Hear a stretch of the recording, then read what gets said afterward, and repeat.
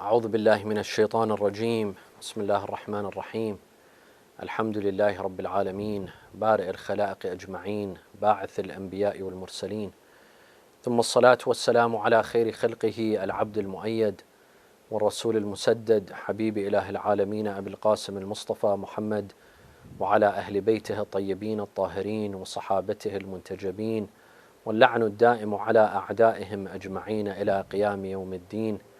السلام عليك يا أبا عبد الله، السلام على الحسين وعلى علي بن الحسين وعلى أولاد الحسين وعلى أصحاب الحسين جميعا ورحمة الله وبركاته.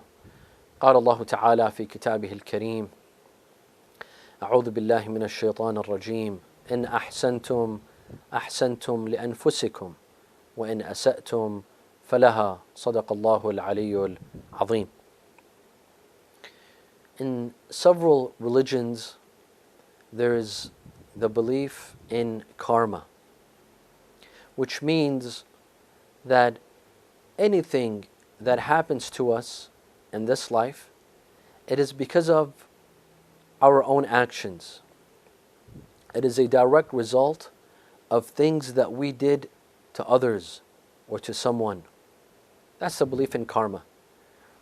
Basically, here in this world, in this dunya, we see the results of our actions.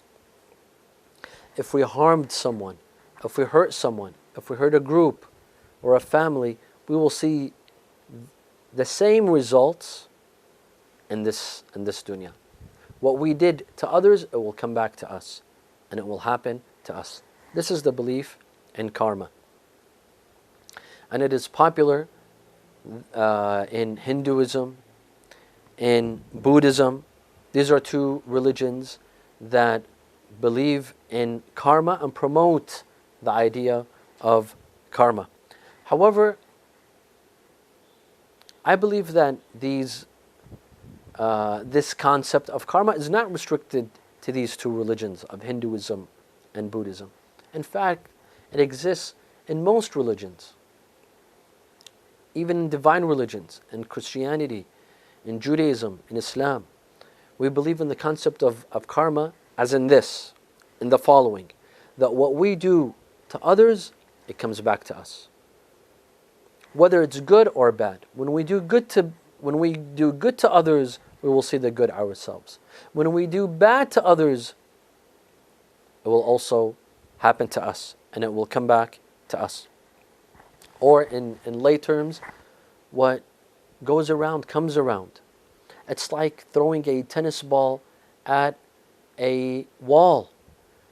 You throw the ball and it comes back at you with the same level of energy. It's Newton's law of energy. For every action, there's a reaction. Opposite in direction, but equal in reaction. Every action has a reaction.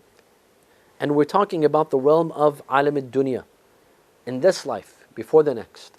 As for the next, there's no doubt about it that our actions, our deeds, good or bad, they have consequences, they have results, they have repercussions. When we talk about karma, we mean alam ad-dunya. In this life, our deeds have consequences and they have results. This is a universal message. This is a universal idea. It's not restricted to Hinduism or Buddhism. It's not restricted to Southeast Asia. Wherever you go, all across the world, there's a belief in karma. There's a belief that what goes around comes around. What we do unto others, it will come back to us. Whether we do good to others or we do bad to others, it comes back to us. It all comes back to us. If you ask people, you will hear stories, experiences, good and bad experiences of those who did good and it came back to them. Those who did bad and it came back to them. Perhaps the idea of karma is believed even by atheists, even by those who do not accept a God, a superior authority, a higher authority. But when it comes to karma, they'll accept it. They'll say yes. What we do unto others, it comes back to us. It exists in cultures. Even culturally, it's accepted. Here in Iraq, there's a saying that says, يا حافر البير لا تغمج مساحيها خاف الفلك يندار وانت التقع بيها. Oh, the one who's digging a well, don't dig it too deep. If you're digging a well for others to fall in, don't dig it too deep, because things might change, circumstances might change, and you might fall in the well. This is a saying. It's a saying in Arabic. Thus, this idea of karma is deeply rooted into our cultures, into our faiths, into our human experience. There's another saying in Arabic that says, "Man kana baytuhu min zujaj, fala yarmi al-akharina bil-hajar." He whom his house is made of glass should not throw rocks at others. This is a saying that exists in not just in Arabic, but in various languages and various nationalities and various cultures. He whom his house is made of glass should not throw rocks at others. Why? Because what goes around comes around. What you throw onto others, it will bounce back at you. What you do onto other, you break other people's homes, your homes will be shattered.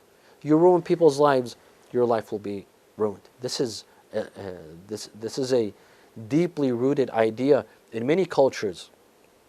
There's a saying in Farsi that says, "Chup khuda sida nadarad," that a stick of God makes no sound. Meaning that when Allah punishes, it goes unnoticed. You don't realize that this is a punishment from God. It doesn't make a sound. What you do bad, what you do unto others, you'll be punished for, but without a sound, without commotion, without a warning. Allah punishes with His stick without making a sound. So what we do unto others will be punished for, without realizing. Maybe perhaps even after we're punished, after that thing happened, it comes back to us, we realize that this was a result of our actions, of our deeds. I brought this onto myself. We brought this onto ourselves. It could be an individual, it could be a family, it could be an organization, it could be an entire nation. An entire nation that does bad to others, that bad will come back to that nation. The idea of karma doesn't just apply to individuals or groups or families. It could apply to nations. It could apply to nationalities. It could apply to civilizations. A civilization that does good to others, they will see the good. A civilization that does bad to others, they will see the bad. This idea of karma is very much in the Quran. We find it. It's a theme in the Quran. We find it in several verses. The Quran alludes to the idea of karma. It alludes to the idea of doing good to others will come back to you. Doing bad to others will come back to you. The Quran tells us in Surah Al-Isra, "In ahsantum ahsantum li'anfusikum, wa in asa'tum falaha." When you do good, you're doing good to yourselves. And when you do bad, you're doing bad to yourselves. Many of us don't realize this. If we were only to stop and think, when I do bad, if I were to stop and think that this can come back to me, when I do bad to another family, or when I bring them shame, or if I take someone's wealth or money, or if I steal my partner's wealth, his share of the business, and so on and so forth, if I stop and think that what I did to others tomorrow, it will come back to me. It will happen to me. What I do unto others, others will do on to me. If we were to stop and think. You know, when you throw a ball onto the wall, we know that the ball will come back to us. That's why we'll be careful. We will shoot the ball or throw the ball in a direction that won't come back to us. Or we'll throw it softly and gently so that when it comes back to us, it will be soft and gentle. When it comes to throwing a ball, we're very careful. But when it comes to doing bad unto others, we don't stop and think. In ahsantum ahsantum li'anfusikum wa in asa'tum falaha. When you do good to yourself. And when you do bad, you're doing bad to yourself. Imam Ali alayhi salam, once he told his companions, "Ma ahsantu li ahadin qat." I never did good to others. They told him, "Ya Amir al-Mu'mineen, you didn't do good? You didn't do good? All the trees that you planted, all the wells of water that you dug for people. You know, Imam Ali alayhi salam would dig wells for the poor. There's an area in Medina, for those of you that have been to Hajj and Umrah, Dhul Hulayfa, where Masjid al-Shajara is located when we go in the state of Ihram, when we're going to Mecca. The area is called Dhul Hulayfa or Masjid al-Shajara. It has another name called Abar Ali, the wells of Ali. Ali means Ali ibn Abi Talib. Imam Ali alayhi salam had dug wells in that area. For whom? For the people of Medina. For people. He would dig them wells for them to benefit from the water. He would plant trees. Imam Ali alayhi salam had planted over 1,000 trees. And the fruits of those trees would go to the poor. It would go for the orphans. It wasn't for him and his family. He would do it. He would do good for others. Amir al-Mu'mineen was known as the father of widows and orphans. Abu al-Aytam wal-Aramil, the father of widows and orphans. So he says, I never did good unto others. They told him, Ya Amir al-Mu'mineen, if you have not done good to others, then who has done good to others? If all of this that you've done, it is not good, then who has done good? Amir al-Mu'mineen recited to them this verse in Surah Al-Isra. In ahsantum, ahsantum li-anfusikum. When you do good, you're doing it for yourself. وَإِنْ أَسَأْتُمْ فَلَهَا. And when you do bad, you're doing it to yourself. Everything that we do, it comes back to us. When I help the poor, when I help the orphans, I'm actually doing it for myself. Because only people have orphans. I won't have orphans one day. Do we ever stop and think that there's so many orphans across the world? Is there not a possibility that tomorrow my children will be orphans? Today when I take care of people's orphans, tomorrow my orphans will be taken care of. Today when I ignore people's orphans, when I don't help out the orphans, my orphans will also be ignored. My orphans will not be taken care of. What we do good, we're doing it for ourselves. When we do bad, we're doing it unto ourselves. And ahsantum ahsantum li anfusikum. The Quran in Surah Al-Zulzilah. Bismillah ar-Rahman ar-Rahim. إِذَا زُلْزِلَتِ الْأَرْضُ زِلْزَالَهَا وَأَخْرَجَتِ الْأَرْضُ أَثْقَالَهَا وَقَالَ الْإِنسَانُ مَا لَهَا. Surah Al-Zilzilah is talking about a major earthquake. On the day of judgment, there will be a major earthquake. The earth will rumble, and that is what is inside the earth, meaning human bodies will be resurrected. And then the Quran at the end of the verse, at the end of the chapter, says, فَمَنْ يَعْمَلْ مِثْقَالَ ذَرَّةٍ خَيْرًا يَرَهُ. He who does small deeds, good deeds, but very small size, yet he'll see the results of his actions. Or she will see the results of their actions. وَمَنْ يَعْمَلْ مِثْقَالَ ذَرَّةٍ شَرًّا وَمَنْ يَعْمَلْ مِثْقَالَ ذَرَّةٍ شَرًّا يَرَهُ. And he who does small deeds, but they are bad deeds, they will see the consequences. This is a law definitely that applies to the next life, al-akhirah, and it could apply to this life as well. He who does deeds, good deeds, but they're very small, yet they'll see us. They'll see the results. We will see the results, even if they're small deeds, whether good or they're bad. In another verse, Allah says, مَثَلُ الَّذِينَ يُنْفِقُونَ أَمْوَالَهُمْ فِي سَبِيلِ اللَّهِ كَمَثَلِ حَبَّةٍ أَنْبَتَتْ سَبْعَ سَنَابِلٍ في كل سنبلة 100 حبة والله يضاعف لمن يشاء والله واسع عليم. Allah says, I give an example of those who give their money for the sake of Allah. They help the poor, they help the needy. It's like planting كمثل حبة أنبتت 7 سنابل. It's like planting a seed that will have 7 locusts. And each of those locusts will have 100 seeds. So one seed will result in 7 locusts. The 7 will result in 100 seeds. Each one will have 100 seeds.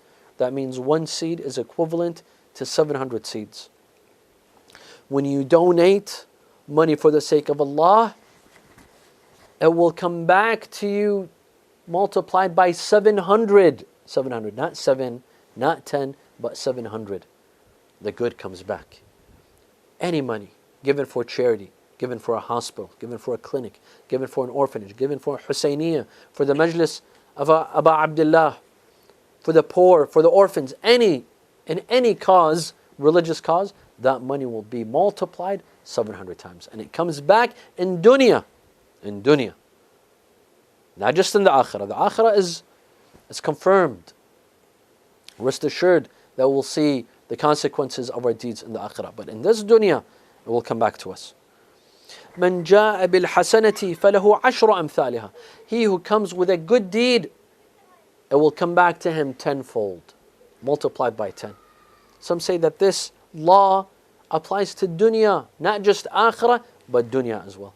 When we do good, that good deed will be multiplied by 10, and it will come back to us. We will see its result, not once, but 10 times. The good deed comes back. And bad deeds come back. But Allah subhanahu wa ta'ala is all merciful. وَمَنْ جَاءَ بِالسَّيِّئَةِ فَلَا يُجْزَى إِلَّا مِثْلُهَا. But those who do bad, they will only see the consequence of one bad deed. Those who do good, it will be multiplied by 10. But those who do bad, will be only one consequence. This is in akhirah for sure, but also in dunya. Sit with elders. There's so much benefit in sitting with elders. We usually don't like to sit with the elderly, with the elders in our community. We have to know the blessings of the elders in our community. The elders. Why? Because they're full of experiences. They're full of stories. They're full of wisdom. Sit with them, talk to them, and see the amount of stories that they have, what they've experienced in their lives. Whether it happened to them or it happened to their family members or those that they've witnessed. Ask them about the good that they know, the good people that they know in their lives and what they saw happen to them. And ask them about the bad people that they saw in their lives and the bad that happened to them. And you will be amazed to hear all sorts of stories, all kinds of stories. Stories that will be a moral for us, stories that will be a lesson for us. Our deeds will come back to us. Not only did the Quran speak of karma in the sense that our deeds will come back to us, good or bad, but also the Ahlul Bayt. The Ahlul Bayt came to affirm, to confirm what was proposed by the Quran, what was taught by the Quran. Imam Sadiq alayhi salam tells his son Imam Al Qazwini, look at this beautiful advice.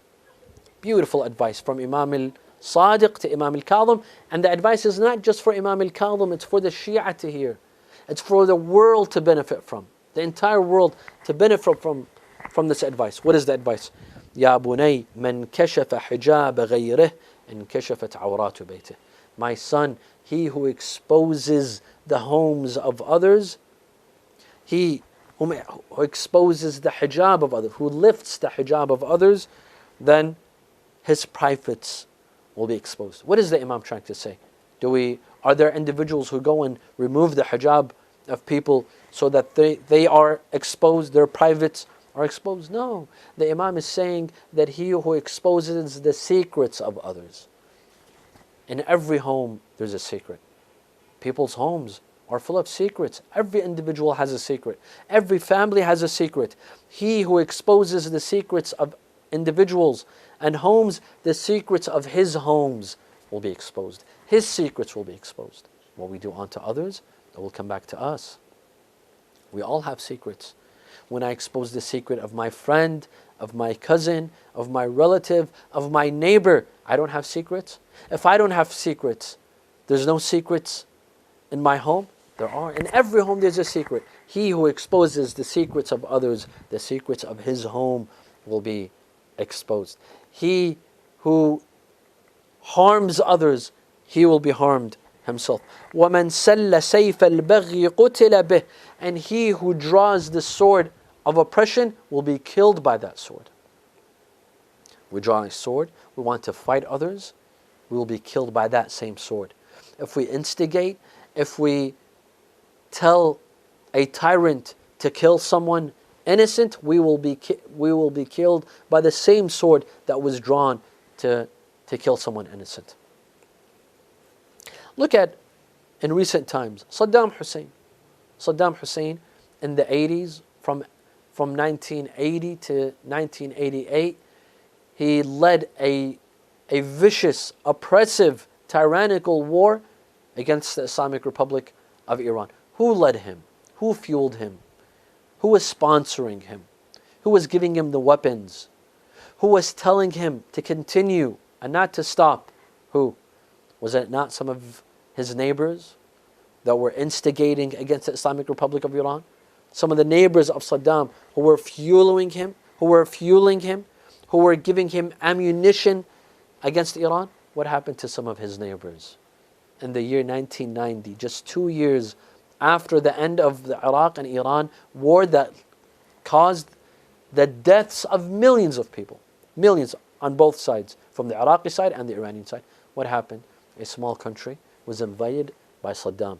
The same country that was instigating against Iran, that was telling Saddam that he's doing good. They were fueling him. They were supporting him. They stood by his side in his vicious, cruel, tyrannical, oppressive war against Iran. They had a taste of his tyranny. They had a taste of his oppression. He went and he occupied them for several months. They were occupied. Their homes were robbed. He took over their country. وَمَنْ سَلَّ سَيْفَ الْبَغِي قُتِلَ بِهِ. He who helps an oppressor kill the innocent, let him be careful. Let him be ready to be killed by the same exact sword that he prepared for others. I'll give you another example, also in our recent times. Al-Qaeda and Osama bin Laden in Afghanistan. Who helped them? Who gave them weapons against the Soviets? Who was rallying them against the Soviets in the 70s and telling them to fight the Soviets? Was it not the United States of America? Weren't our countries and our governments, were they not supporting Osama bin Laden and Al-Qaeda against the Soviets? What happened? Their Frankenstein, the monster that they built and fueled and gave ammo, and they gave him ammunition and weapons to fight the Soviets, he came back. And we had 9/11 in the United States of America. He who helps an oppressor will be harmed by that oppressor, because what goes around comes around. What we do unto others will come back to us. You build a monster to kill others, that monster will come and kill you. Frankenstein built a monster to kill others, that monster killed him. It's not just a novel, it's a real story that happens every day and in every generation, in every civilization, and by every nation. We create monsters, and then those monsters come to harm us. Imam Sadiq continues, وَمَنْ احْتَفَرَ لِأَخِيهِ بِئْرًا سَقَطَ فِيهَا. He who builds a well, he who makes a trap, sets a trap for his brother, his mu'min brother, to fall in it, he will fall in that trap. He will fall in that trap. How many stories have we heard of those who set a trap for others? They fall in that same trap. Because what goes around comes around. We think that we're doing good for ourselves. We think that we're promoting our cause. We think that by harming others, we will rise, we will gain attention, we will gain fame and popularity. We don't know that when we harm others, that harm will come back to us. It will come back to harm us. It will come back to bite us. There's a hadith by the Ahlul Bayt that says, "Man namma laka namma alayk." He who brings you gossip about others, be sure that he will take gossip about you to others. If you have a friend that loves to gossip, that loves to backbite, that brings you news, who got married, who didn't get married, who got divorced, who had a child, who's not able to have a child, who cheated on his wife, who cheated on her husband. If you have someone who is bringing you gossip about others, be sure that he's taking or she's taking gossip about you to others. The same way they're telling you stories about others, they're telling others stories about you. What goes around comes around. If we enjoy listening to an Imam, someone who brings us news, especially evil news, this person comes and says, "Did you hear so-and-so talked about you? Did you hear that this person is trashing you at this party or at this event or at this majlis?" Be sure that this person is giving news of you to others. He's saying this person is attacking you. This person is trashing you. This person is gossiping about you. Because what goes around comes around. What we do unto others, it will happen to us. وَمَنْ خَانَ لَكَ خَانَكَ. And he who deceives, betrays others for you, tomorrow will betray you. If you have a friend, if you know anyone that is willing to betray someone for you, tomorrow they'll betray you.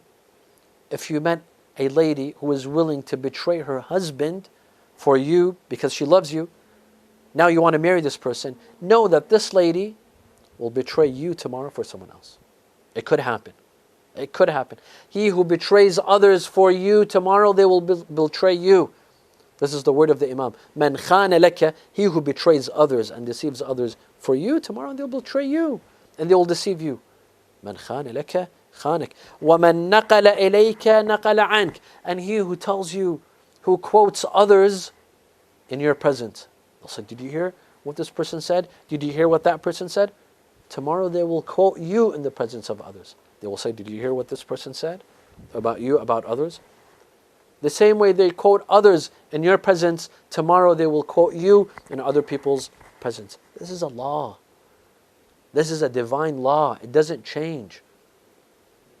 It happens in every time and to every individual. This is the result of our actions. It's the consequence of our results. Muawiyah had fooled Ju'da, the wife of Imam al-Hassan alayhi salam. He had given her poison to give to Imam al-Hassan alayhi salam. And he had promised her that if she poisons Imam al-Hassan and kills him, she will marry his son Yazid. And Yazid will become the Khalifa. Hence, she will be the wife of the Khalifa. And so she did. She fell for the trap. She was deceived. She betrayed her husband, Imam al-Hassan, Sayyidi Shababi Ahl al-Jannah, the grandson of Rasulullah. She betrayed him. She put poison in his food. She poisoned him. She killed him. And then she came to Muawiyah. She said, I want my reward. I want to marry Yazid, just like you promised me. He said, no. Today, you poisoned the grandson of Rasulullah, the best human being on earth. Today, you poisoned him for my son Yazid. Tomorrow, someone will fool you, someone will pay you to poison my son Yazid. Is it not possible? If you were able to poison Imam al-Hassan, the best human being, is it too hard to poison a person like Yazid? Hence, you will not marry my son Yazid. Man khana laka khanak. He who betrays others for you, tomorrow they will betray you. Muawiyah had at least this common sense to realize that Ju'da, the same way she betrayed Imam al-Hassan, tomorrow she'll betray Yazid, and hence he did not allow her to marry his son Yazid. In another hadith by the Ahl Bayt, Man a'ana zaliman sallatahu Allah alayh. He who helps a tyrant, that tyrant will come back and oppress you. This is a law of history. Look at history. From the beginning of time till today. Any group, any nation, any tribe that helped an oppressor, that oppressor turned against them and he oppressed them themselves. They do bad, that bad will come back to them. You help an oppressor, that oppressor will come back against you and harm you. You know, ISIS, when Iraq fell to ISIS a couple of years ago, when a third of Iraq was taken by ISIS, it was, who helped ISIS? Who helped ISIS come to power? It was a couple of tribes here in Iraq, in specific cities, here in Iraq in the north. They helped ISIS come to power. When ISIS came to power and they took over certain cities, the first people to taste the wrath of ISIS were the same tribes who helped them come to power. They violated their women. They took their wealth. They took their lands. They forced them to live Sharia law, Islamic law according to the ideology of ISIS. Who? The same people who helped ISIS come to power, they tasted the wrath of ISIS. They had to see the consequences and the results of their deeds. There's a hadith, sahih, This hadith is authentic and it's in Al-Kafi. It says, he who mocks and makes fun of a believer for committing a sin, the person who mocks will not die lest he commits the same exact sin that he mocked his brother for. عن أبي عبد الله إمام صادق من عير مؤمنا بذنب لم يمت حتى يركبه. He who mocks a mu'min for committing a sin. Did you hear? Did you hear that this mu'min drank? Or this mu'min committed adultery? It's possible. A mu'min is fooled by shaitan at the moment, he commits adultery. Don't say he's not a real mu'min. No, it could happen to the best of us.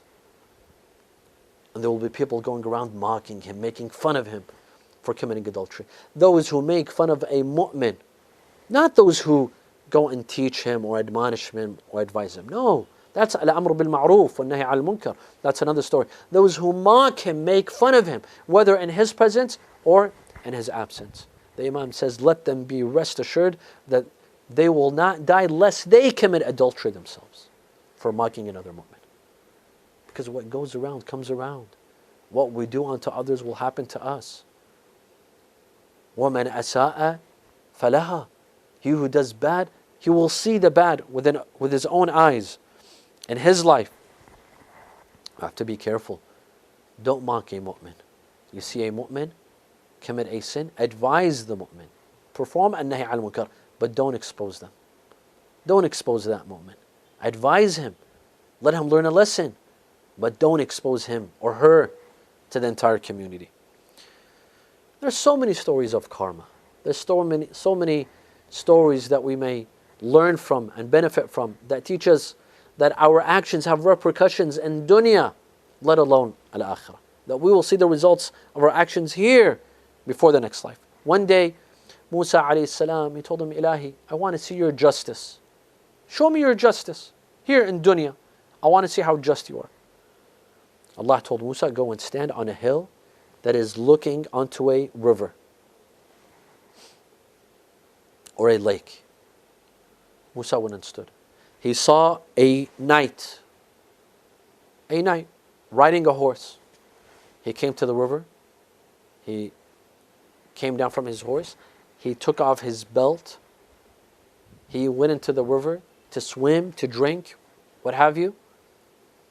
He came out. He put on his clothing. He mounted his horse. He got on his horse. He left. He forgot his belt. Moments later, another man comes to the river to drink water or to shower or to bathe. He finds the belt. He opens it. He sees money in it. You know which belt that I'm talking, those that have been to Hajj and Umrah, the belts where they have pockets, you could put money. This man comes, he finds the belt, he opens it, he sees money, lots of money. He takes the money and he leaves. Moments later, an old man comes to the river. He comes to drink water or what have you. The night comes back. He starts looking for his belt. He doesn't find it. He comes to the old man. Tells him, where's my belt? Tells him, which belt? He said, I left my belt here with money. Told him, I haven't seen your belt. Told him, if you don't give me back my belt, I'll kill you. Told him, I haven't seen your belt. The knight takes out his sword and he kills the old man.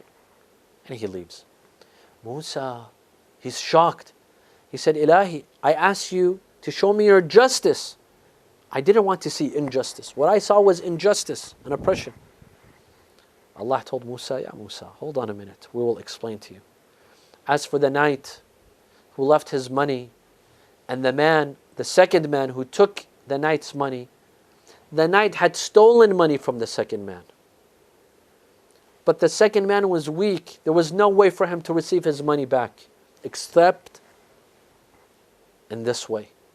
The money that was in the belt is the exact amount of money that he owed him. How much had the knight stolen from the second man? That same amount was in the belt. So he received his money. And so there was no injustice here. This is justice. The rightful owner of the money received his money. And as for the old man, you think who's poor, innocent, He died innocently. This old man had killed the father of the knight when he was young. They had killed him. We got the knight to seek vengeance, to avenge the death of his father. So is this justice or not justice? This is justice. Everyone got what he deserved in this life. What you did unto others, it came back to you. The knight stole the money of the man. His money was stolen from him. The knight killed, the old man killed the father of the knight. He was killed. This is karma. This is the result of our actions. Even if it comes after 20 years, 30 years, 40 years, we will see the results. Because إِنَّ اللَّهَ يُمْهِلْ وَلَا يُهْمِلْ. Allah gives us time, but He doesn't ignore. Our bad deeds do not go ignored, unrecorded, unaccounted for. Allah holds us accountable for everything. But He gives us time. Perhaps we will change. Perhaps we will seek forgiveness. Perhaps we will make amends. Those people that we harmed, we go and seek forgiveness from them. We pay them back. We fix what we broke. Allah gives us time. But when He sees that there's no fixing, there's no reforming, then here He makes a strike. And He lets us taste a taste of our own medicine. أن أحسنتم أحسنتم لأنفسكم وإن أسأتم ولها. Abdullah bin Umar, the son of Umar ibn al-Khattab, when Amir al-Mu'mineen became the political Khalifa. He was Khalifa from day one. But when people gave him allegiance after the death of Uthman, he became the political ruler. Abdullah ibn Umar refused to give him bay'ah. He refused to give him allegiance. Years later, he was forced to give allegiance to Abdul Malik ibn Marwan through his governor in Iraq, Al-Hajjaj ibn Yusuf al-Thaqafi. He came to Al-Hajjaj ibn Yusuf in the middle of the night. He told him he wanted to see Al-Hajjaj. Al-Hajjaj was busy eating. He told him, tell him I'm busy. They told him, he said, no, it's urgent. Urgent. He told him, okay, let him come in. He told him, Al-Hajjaj asked Abdullah ibn Umar, what do you want? He said, I want to give you allegiance. Now? In the middle of the night? He said, yes. Why? He said, because I remembered Rasulullah say, من مات وليس في ذمته بيعة لإمامه مات ميتة الجاهلية. He who dies without giving bay'ah, allegiance to his imam, will die a death of paganism. I told him, you remember this today? When Ali ibn Abi Talib became Khalifa, you didn't remember it, but you remembered it today? Here, shake my feet, because my hands are greasy, I'm eating. Al-Hajjaj was eating. His hands were greasy, he gave him his foot. He who doesn't shake the hands of Ali ibn Abi Talib shakes the foot of Al-Hajjaj, the murderer, the massacre. This is karma. This is what happens. What we see today, what we do today, it will happen to us tomorrow. Saddam Hussein had a son-in-law by the name of Hossein Kamil. In the year 1991, when there was an uprising in the south, Karbala, Najaf, all of the cities in southern Iraq, there was a political uprising. Saddam crushed the uprising in 1991, Al-Intifada. He sent Hossein Kamil, his son-in-law, to Karbala to crush the uprising.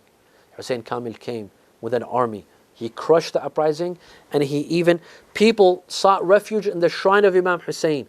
He bombarded the shrine of Imam Hussein. He bombed the dome, the qubba of Imam Hussein. And he was quoted saying, I am Hussein and you are Hussein, let us see who is stronger. This Hossein Kamil, several years after, he had a quarrel with Saddam, his father-in-law. He left to Jordan, him and his brother, with their wives, the daughters of Saddam Hussein, and their children. They went to Jordan. Saddam told them, come back. We'll solve our problem. As soon as they entered the Iraqi border, their wives were taken away from them, and they were left to come back to Baghdad. A couple of nights later, their homes were bombarded, and they were killed in their homes with their children. And their homes were destroyed over their heads. We saw who's the stronger Hussein. What we do To others it will come back to us. Saddam Hussein himself killed Sayyid Muhammad Baqir al-Sadr, this scholar, this genius that we have rarely seen scholars like Sayyid Muhammad Baqir al-Sadr with intellectual achievements like him. He killed him on April 9th, 1980. What day does Saddam fall? What day did Saddam fell on? His government collapses on April 9th, 2003. The same day. The same day that was the day of the murder of Sayyid Muhammad Baqir al-Sadr. It was the day that the government of Saddam Hussein collapses. It's the same day. It's a day of sadness because it's the day of the martyrdom of Sayyid Muhammad Baqir al-Sadr. And it's a day of happiness because it's the day that Saddam Hussein fell. Out of all the days, he falls on the same day. This is karma. Allah chose the same day that He killed Sayyid Muhammad Baqir al-Sadr for him to fall on. We have to be careful, my dear friends. After all of this, we have to be careful because there is karma. Today, how we treat our parents, our children will treat us because what goes around comes around. If I am good to my parents today, tomorrow my children will be good to me. If I am bad to my parents today, my children will be bad to me. We have to be careful. If today I have elderly parents and I have to give them medicine and my parents lose patience or they shout or they get angry, I have to be very careful. Because tomorrow I'll be in their shoes and my children will be giving me medicine. What I do to them today, if I lose patience with my parents today, tomorrow my children will lose patience with me. If I do good to my parents today, my children will do good to me. The hadith says, "Birru aba'akum yabirrukum abna'ukum." Do good to your parents, be obedient to your parents, show them kindness, your children will show kindness to you. How we treat our mother-in-law, our father-in-law. Tomorrow I will have a son-in-law. Tomorrow I will have a daughter-in-law. They will treat me the same exact way that I treated my in-laws. This is a law of history. This is the law of dunya.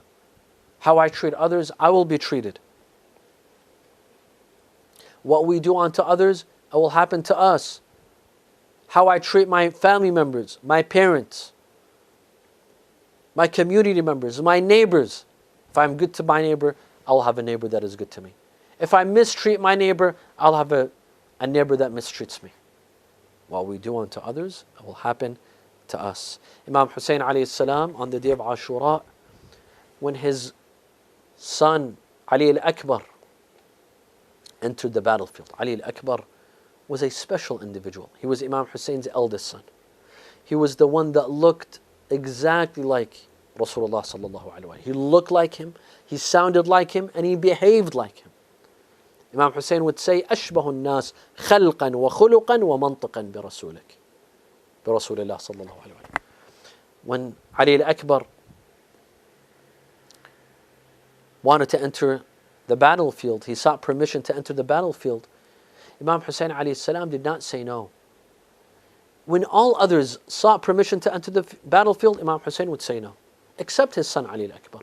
When Ali al-Akbar sought permission to enter the battlefield, his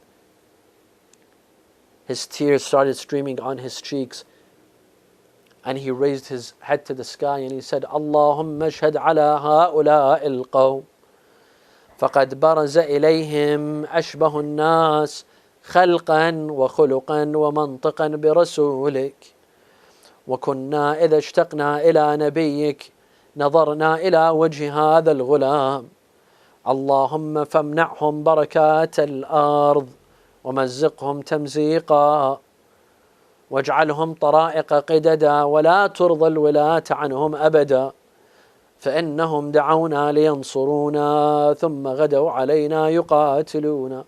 Oh Allah, do not show mercy on this people, for the most similar one to Rasulullah in his demeanor, in his looks,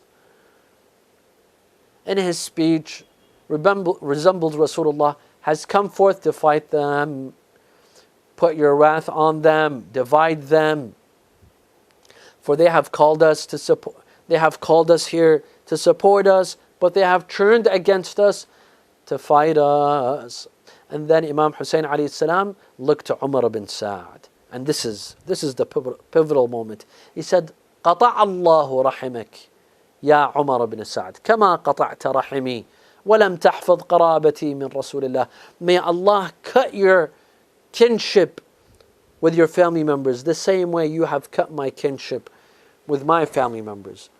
May Allah bereave you of your family members the same way you've bereaved me of my family members. This is karma. The same way you've taken my son from me, may Allah take your family members away from you. قطع الله رحمك كما قطعت رحمي. And then he said, وَسَلَّطَ عَلَيْكَ مَنْ يَذْبَحُكَ فِي فِرَاشِكَ. May Allah send you someone to slaughter you in your bed, in your sleep.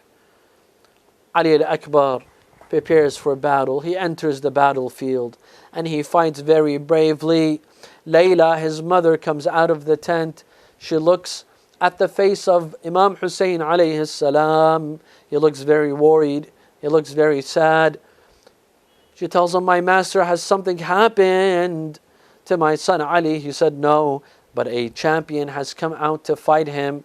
Go pray for him, Ya Layla. Layla comes back to the tent. She raises her hand, she raises her head, and she begins to pray for her son Ali al-Akbar. Imam Hussein told her that the dua of a mother is accepted for her son. She said, Ilahi bi'atashi abi Abdullah. Ilahi bi'ghurbati abi Abdullah. Oh Allah, I ask you by the loneliness of Aba Abdullah.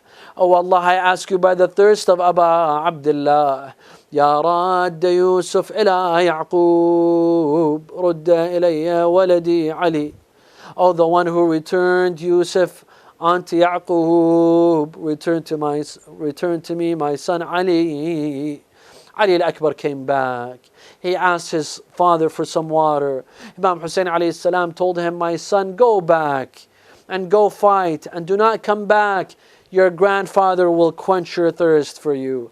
Ali al-Akbar went back in the battlefield. All of a sudden, Murrat ibn Munqidh comes to him and he hates him and he hits him on his head. Ali al-Akbar begins to bleed. The blood comes down from his head and covers the eyes of the horse. The horse could not see the direction. Instead of coming back to the camp of Imam Hussein, he went back towards the enemy soldiers. They surround him from all direction and they began to cut Ali into pieces. Imam Hussein heard the sound of his son Ali al-Akbar. أبتاه عليك مني السلام فهذا جدي قد سقاني شربة لا أظمأ بعدها أبدا. My father, this is my grandfather quenching my thirst, and there's a cup waiting for you. Imam Hussein rushed to him. He saw his son into pieces. He put his cheeks on the cheeks of Ali al-Akbar. He put his chest on the chest of Ali al-Akbar, and he said, Ya Ali, ala dunya ba'daka al-afa. My son, life is not worth living after you. أما أنت فقد استرحت من هم الدنيا وغمها. As for you, you've departed this sorrowful life. You will no longer taste the sorrows of this life. وبقيت أبوك وحيدا وبقيت أباك وحيدا. But you have left your son for the anguish and pain of this life. Imam Hussein, when his son departed, he could not carry him. He would carry some limbs and other limbs would fall. He called Bani Hashim, Ya Shubban Bani Hashim, Halimmu wahmilu akhakum Ali. Oh, the children of Bani Hashim, come and carry your brother Ali al-Akbar. They came and carried him. Imam Hussein came back to the tent. His sister Zainab was waiting for him. She said, Akhi Aba Abdullah, Aina Ali? Where's Ali? He told her, Ali rah. Ali is gone. He's no longer with us. إنا لله وإنا إليه راجعون وسيعلم الذين ظلموا أي منقلب ينقلبون. نسألك اللهم وندعوك باسمك العلي الأعظم الأعز الأجل الأكرم يا الله. اللهم لا تدع لنا ذنبا إلا غفرته ولا هما إلا فرجته ولا عيبا إلا سترته، ولا خوفا إلا آمنته، ولا رزقا إلا بسطته، ولا شملا إلا جمعته، ولا مرضا إلا شفيته، ولا غائبا إلا حفظته وأدنيته، ولا حاجة من حوائج الدنيا والآخرة لك فيها رضا ولنا فيها صلاح إلا قضيتها ويسرتها يا أرحم الراحمين. ولأرواح المؤمنين والمؤمنات نقرأ سورة الفاتحة مع الصلوات.